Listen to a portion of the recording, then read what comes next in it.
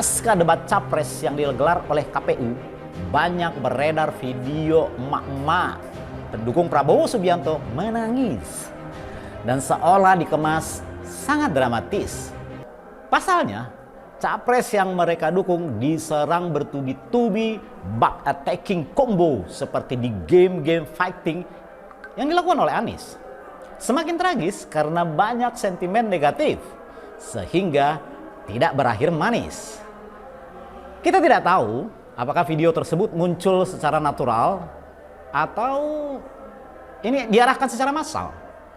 Karena setelah video menangis itu viral, kemudian terbit pula postingan screenshot bocoran percakapan di WA perintah menangis secara kolosal.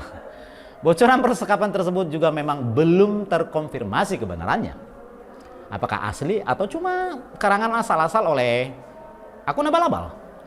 Perseteruan debat capres tersebut memang sangat syarat emosional. Kemudian muncul pula berita soal tanggapan Presiden Joko Widodo terhadap debat tersebut yang sudah digelar ketiga kalinya oleh KPU. Menurut Jokowi, debat tersebut tidak mengedukasi karena lebih banyak menyerang secara pribadi. Saya jadi bingung, apakah Jokowi lupa saat debat Pilpres 2019 lalu antara pasangan calon Presiden Jokowi Ma'ruf dan Prabowo Sandi. Kala itu Jokowi juga menyerang Prabowo menyangkut hal-hal pribadi.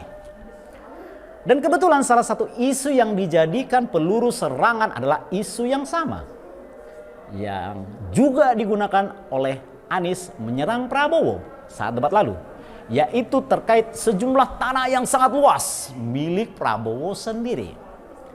Kembali soal emak-emak menangis, apakah anggap saja tangisan itu benar-benar terjadi secara alami? Saya hanya ingin mengingatkan kembali bahwa masih ada ibu-ibu dan bapak-bapak yang menangisi anaknya, anak-anak yang menangisi ayahnya, kakak dan adik yang menangisi adik dan kakaknya, dan kakek nenek yang menangisi cucunya. Mereka menangis setiap detik, menit, jam, hari, bulan. Selama 25 tahun mereka menunggu pulang ke rumah orang-orang yang mereka sayangi. Karena sampai saat ini tak pernah kembali. Kalaupun orang-orang yang mereka kasihi dan rindu itu mati, mereka tidak pernah menyentuh batu nisannya. Mereka hilang dan dihilangkan paksa oleh penculik yang hingga hari ini tak pernah diadili. Bahkan dengan santuy mencalonkan diri menjadi presiden hingga berkali-kali. Banyak yang bertanya, mengapa Prabowo Subianto yang pernah dipecat oleh Dewan Kehormatan Perwira atau DKP pada tahun 1998 tidak pernah diadili atau diproses hukum atas pelanggaran hak berat yang pernah dia lakukan. Banyak yang memberi tanggapan, mengapa isu pelanggaran HAM hanya muncul musiman setiap 5 tahun atau saat hanya Pilpres saja. Ini hanyalah framing yang statement atau yang di-framing oleh orang-orang yang punya kepentingan kuat terhadap pelakunya.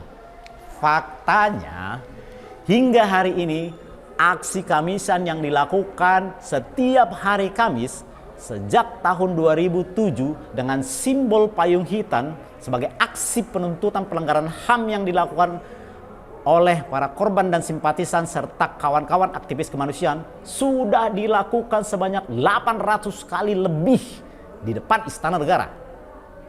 Mengapa mereka tidak lelah dan tak pernah berhenti melakukan aksi tersebut?